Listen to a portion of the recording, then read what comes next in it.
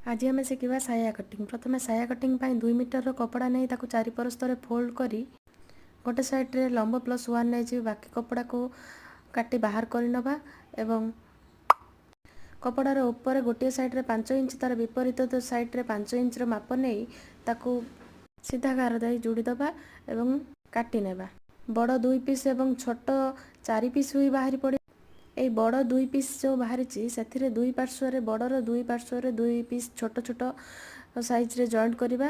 गोटे बड़ पीस दुईटी छोट पीस 3 पीस में गोटे हम ये 3 पीस से 3 पीस को एका सहित जॉइंट कर साइड रे टिके तेरछा भली सिलाई कर सारिबा परे कपड़ार तल भाग को फोल्ड करी स्टिच करनबा एवं लंब जेते अछि मापी नै से अनुसार अंटापट्टी जॉइंट करवा। अंटापट्टी रो उसार सब बेले 4 इंच अंटापट्टी को सोल्टा पटरे स्टिचिंग कर सारिबा परे उल्टा पट को फोल्ड करी स्टिच कर कपड़ा रे खोला थिबा अन्य साइड को शेष रे स्टिच करनबा।